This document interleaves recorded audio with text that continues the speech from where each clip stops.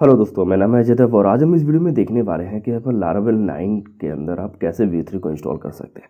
तो अभी लारावेल ने 9.19 वर्जन रिलीज़ किया है और इसके अंदर कुछ मेजर चीज़ें हैं, जैसे इन्होंने webpack.mix.js को हटा करके उन्होंने vite.config.js लाया है और webpack.mix.js जो हमारी थी पहले, उसके साथ में व्यू को इंस्टॉल करने का जो तरीका था वो डिफरेंट था और वीट के साथ में आपको डिफरेंट है ना। तो अभी जो रिलीज़ हुआ है वो 9.19 वर्जन है। आप इसके बारे में डॉक्यूमेंटेशन के अंदर जा करके पढ़ सकते हैं और यदि आप लारावेल के एलियास के साथ में अगर आप इंस्टॉल करते हैं लारावेल को, तो वो ये आप चेंजेस देख पाएंगे। तो यहाँ पर यदि मैं प्रोजेक्ट क्रिएट करता हूँ लारावेल न्यू के साथ में, आप देखेंगे यहाँ पर, तो मैं लारावेल के एरियाज़ के साथ में इंस्टॉल करता हूँ इस प्रोजेक्ट को, तो यहाँ पर मुझे प्रोजेक्ट इंस्टॉल हो जाता है। और यदि मैं इसका वर्जन आपको दिखाऊँ तो सबसे पहले मैं यहाँ पे क्लियर कर लेता हूँ और CD प्रोजेक्ट का नाम, और यहाँ पर हम लिखते हैं PHP आर्टिजन वर्जन करके। तो यहाँ पर देखिए वर्जन जो है उसका 9.19 वर्जन है, इस टाइम करंट वर्जन है। और यदि मैं आपको प्रोजेक्ट को सबलाइम के अंदर ओपन करके दिखाता हूँ, तो यहाँ पर देखिए मैंने इस प्रोजेक्ट को यहाँ पर ओपन कर लिया है और इसके बॉटम में जा करके देखते हैं। तो यहाँ पर आप बॉटम में आएंगे तो यहाँ पर आपको मिलेगी आपको vite.config.js। यहाँ पर आपको webpack.mix.js नहीं मिलेगी, राइट ना। तो उसकी जगह पे वो बंडलिंग के लिए अपना वीट यूज़ कर रहे हैं।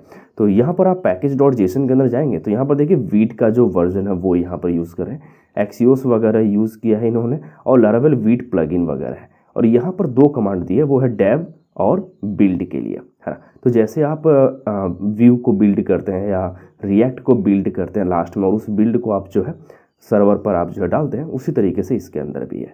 यहाँ पर लारावेल vite.dev जो वेबसाइट है वहाँ पर आप जाएंगे तो इसके बारे में आप काफ़ी डिटेल में पढ़ पाएंगे, यानी कि वहाँ पर उसकी डॉक्यूमेंटेशन वगैरह है, इस चीज़ के बारे में आपको डिटेल से दिया गया है। वहाँ पर आप उसको अपग्रेड गाइड वगैरह पढ़ सकते हैं, ये वीट क्या है और कौन कौन से टैग्स वगैरह आप यूज़ कर पाएंगे, ये सब चीज़ें आप वहाँ पर जा करके देख पाएंगे। यदि आप एक सेपरेट वीडियो चाहते हैं वीट के ऊपर तो आप कमेंट सेक्शन में लिखिए, मैं उसके ऊपर जरूर वीडियो बनाऊंगा। तो अभी हम क्या करते हैं कि इसके अंदर सबसे पहले npm को इंस्टॉल कर लेते हैं। तो यहाँ पर आपको लिखना है npm install Vue at next और व्यू लोडर एट नेक्स्ट, है ना, ताकि हमें view3 का वर्जन मिल सके। तो यहाँ पर देखिए ये दोनों चीज़ें इंस्टॉल हो चुकी हैं और उसके बाद आपको npm इंस्टॉल कमांड रन कर लेनी है। तो यहाँ पर मैंने npm इंस्टॉल कमांड रन कर लिया। अब यदि आप पैकेज.json के अंदर जाएंगे तो आपको व्यू और व्यू लोडर आपको यहाँ पर मिल जाएगा। तो व्यू का वर्जन है वो 3.2.36 है, जो कि अभी का लेटेस्ट वर्जन इस समय view3 का है।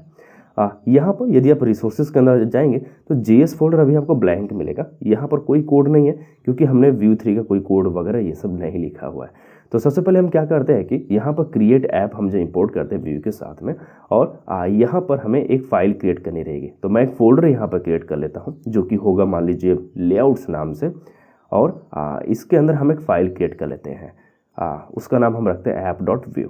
और इस app.view के अंदर हम एक सिंपल सा टेम्पलेट टैग के अंदर कुछ हेलो टाइप का कंटेंट लिख देते हैं। जैसे कि मैंने यहाँ पर डिव के अंदर लिखते हैं लारावेल 9 view3 एंड वीट करके, इस तरीके से हम इसको सेव कर लेते हैं और इसको हमें इंपोर्ट करना रहेगा यहाँ पर। तो इंपोर्ट के लिए आपको लिखना है यहाँ पर इंपोर्ट ऐप फ्रॉम और उस फोल्डर का पाथ जहाँ पर आपने बनाई हुई है। तो ये है हमारा लेआउट्स फोल्डर के अंदर और उसके अंदर है आपका app.view फाइल करके। अब इस app.view फाइल को हमें क्या करना है, क्रिएट ऐप के साथ में कनेक्ट कर लेना है। हमें ऐप को बताना है, यानी कि व्यू को बताना है कि हमें कौन सी फाइल यूज़ करनी है एज ए मेन फाइल, और उसको माउंट करना है आपको इस ID पर, यानी कि ऐप ID पर। और ये जो हमारी ऐप ID है ये हमें बनानी रहेगी अपने ब्लेड फाइल के अंदर, यानी कि जो लारावेल का ब्लेड फाइल है। तो उसके लिए आपको चलना रहेगा अपने व्यूज़ के अंदर और यहाँ पे आपको मिलेगी welcome.blade.php। इसके अंदर से हम क्या करते हैं कि इस डमी कंटेंट को यहाँ से हटा देते हैं, यानी कि जो CSS वगैरह यहाँ पर लिखी गई है तो यहाँ से हम इसको हटा देते हैं और हेड बॉडी सेक्शन के अंदर से इस डिव को भी हटा देते हैं। और यहाँ पर हम एक सिंपल सा डिव ले लेते हैं और उसके अंदर ID दे देते हैं, और ID है हमारी है ऐप करके, राइट। अब यहाँ पर पहले हम लोग कुछ इस तरीके से लिखते थे, यानी कि सोर्स और उसके अंदर असेट्स वगैरह हेल्पर वगैरह का यूज़ करके हम लोग यहाँ पर उस फाइल का नाम लिखते थे जो हमें पब्लिक JS फोल्डर के अंदर मिलते थे app.js करके। अब हमें ऐसे नहीं लिखना है वीट के साथ में। वीट क्या कर रहा है कि हमें एक टैग प्रोवाइड करता है, राइट ना। तो इसका डेवलपमेंट का अलग रहता है और प्रोडक्शन का अलग रहता है। तो डेवलपमेंट के लिए वो क्या करता है कि वो रिसोर्सेज JS और app.js को यहाँ पे इंक्लूड करेगा, राइट। उसके लिए उसको पब्लिक के अंदर कुछ नहीं मिलेगा, और यदि वो बिल्ड बनाता है तो वो पब्लिक फोल्डर के अंदर जा करके उसको वहाँ पर बिल्ड वगैरह मिल जाएगा उसको, जो वो प्रोडक्शन में डालेगा। तो अभी के लिए हमें इतना ही की ज़रूरत थी। अब हमें क्या करना रहेगा कि एक बार npm run dev command run कर लेनी है। तो यहाँ पर देखिए 2 URL है, एक तो हमें लारावेल का URL मिल रहा है जो कि यहाँ पर है, और एक हमें लोकल होस्ट 3000 URL मिल रहा है जो कि डेव रनिंग सर्वर है वीट के लिए। तो वीट क्या कर रहा है कि अभी आपको हॉट रिलोडिंग वगैरह देता है, यानी कि आपको इंस्टेंटली आपको रिफ्रेश वगैरह करने का देता है। तो यहाँ पर सबसे पहले हम क्या करते हैं कि लारावेल का ये URL चेंज कर लेते हैं। तो यहाँ पर आपको लिखना लोकल होस्ट 8000, राइट ना। तो अब देखिए यहाँ पर लोकल होस्ट 8000 आ रहा है जो कि हम अभी करंट में यूज़ कर रहे हैं, जो कि ऐप URL यहाँ पर आप देखेंगे आप जो चेंज हो चुका है। और ये जो हमारा वीट का है, यदि हम देखेंगे इसको वर्किंग में कि ये किस तरीके से हमें वर्किंग में है ये, तो यहाँ पर लोकल होस्ट 8000 हम जब पोर्ट स्टार्ट कर लेते हैं, अभी हमने लारावेल का सर्वर स्टार्ट नहीं किया, तो उसके लिए हमने PHP आर्टिजन सर्व कमांड यहाँ पे रन करनी रहेगी। तो यहाँ पर आपको लिखना PHP आर्टिजन सर्व, और यहाँ पर आपको लिखना है लोकल होस्ट 8000। तो अभी देखिए अभी ये एरर दे रहा है, अभी ये बोल रहा है कि मुझे व्यू फाइल कंपाइल नहीं कर पा रहा है ये, है ना। तो यहाँ पे लिखा है कि कंटेंट्स इनवैलिड JS सिंटैक्स, है ना, इंस्टॉल करो आप ये वाला प्लगइन। तो इसके लिए हम क्या करते हैं कि इसको कॉपी करते हैं और एक बार इसको हम गूगल कर लेते हैं, और यहाँ पे जो हमें npm.js.com जो वेबसाइट है उसके यहाँ पर यदि आप जाएंगे तो ये हमें इसकी पूरी गाइड वगैरह देगा कि इसको आपको यूज़ कैसे करना है, किस तरीके से। यहाँ पर इंस्टॉलेशन के लिए दिया हुआ है, तो मैं इसको यहाँ से कॉपी करता हूँ और इस पैकेज को हम लोग अब क्या करते हैं कि इंस्टॉल कर लेते हैं। तो यहाँ से इसको मैं यहाँ पर पेस्ट कर देता हूँ इस पैकेज को। तो यहाँ पर देखिए अब ये इंस्टॉल हो रहा है। तो वीट क्या कर रहा है कि व्यू को रन करने के लिए वो एक अलग से पैकेज यूज़ कर रहा है। यहाँ पर आप देख पाएंगे ये देखिए अभी ये इंस्टॉल हो चुका है, और यहाँ पर इसने बोला है कि आप वीट कॉन्फ़िग JS के अंदर आप इसको आप इंक्लूड कर लीजिए। तो मैं इसको यहाँ से कॉपी कर लेता हूँ, और यहाँ पर आप जब बॉटम में आएंगे वीट कॉन्फ़िग JS के अंदर, तो यहाँ पर आप इसको यहाँ पे पेस्ट कर सकते हैं।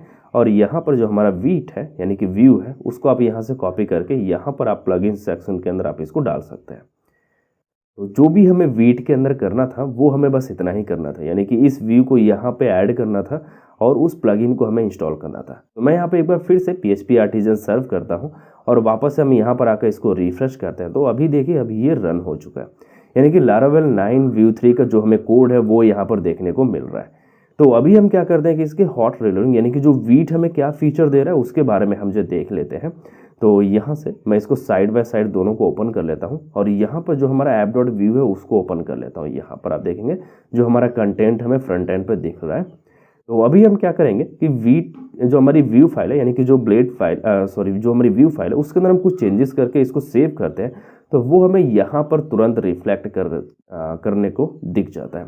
यहाँ पर देखिए मैंने इसको H1 टैग में डाला और मैं इसको यहाँ से क्लोज करता हूँ, सेव किया मैंने, और यहाँ पर मुझे रिफ्रेश नहीं करना पड़ा, ये इंस्टेंटली हो जा रहा है ना। तो विदाउट रिफ्रेश आपको ये क्या कर रहा है कि आपका जो ब्राउज़र के अंदर जो चीज़ें हैं उसको ये रिफ्रेश कर दे रहा है, और ये हो रहा है आपके लोकल होस्ट 3000 पोर्ट पर। यदि मैं आपको दिखाऊं यहाँ पर, जैसे कि मैंने यहाँ पे कुछ कंटेंट लिखा और यहाँ पे मान लीजिए बोल्ड टैग के अंदर मैंने यहाँ पे नेम लिखा, तो यहाँ पर देखिए जैसे ही मैं सेव कर रहा हूँ वो हमें यहाँ पे देखने को मिल रहा है। मैं इसको इंस्पेक्ट एलिमेंट करके आपको दिखाता हूँ कि ये कैसे हो रहा है। तो यहाँ पर देखिए एक जैसे कि मैंने यहाँ पे कुछ लिखा, मैंने इसको सेव किया और इसने देखो एक API कॉल किया यहाँ पर, और वो API कॉल यहाँ पर हो रही, देखिए एक 3000 पोर्ट पर हो रही है, और उसने बताया कि ये चीज़ें चेंजेस करना, आप इसको रीलोड कर लीजिए, है ना। तो ये जो हमारा URL है वो हमें यहाँ पर दिख रहा है, जो वीट का URL है, आप देखेंगे लोकल होस्ट 3000 पोर्ट पर। तो ये जो हमारा लोकल होस्ट 3000 पोर्ट है ये आपका ब्राउज़र पर नहीं चलेगा, ये वीट यूज़ कर रहा है अपने लिए, ताकि वो क्या कर सके कि जो भी चेंजेस वगैरह हुए हैं उस चीज़ को वो वहाँ पर रिफ्लेक्ट कर सके। वीट के बारे में और डिटेल में यदि आपको पढ़ना है तो आप उसके डॉक्यूमेंटेशन की वेबसाइट पर जा सकते हैं, और यहाँ पर आपको पूरी डिटेल मिल जाएगी कि वीट क्या है, कैसे काम कर रहा है, सर्वर साइड रेंडरिंग यदि आपको इम्प्लीमेंट करना है तो वो आप कैसे कर सकते हैं, ये सारी डिटेल्स आपको वहाँ पर देखने को मिल जाएंगी। आई होप कि आपको वीडियो अच्छी लगी होगी। यदि इस रिलेटेड कोई क्वेश्चन आपके मन में तो आप कमेंट सेक्शन में लिखिए, मैं उसको जो जवाब दूंगा। मिलते वीडियो में, तब तक के लिए बाय बाय।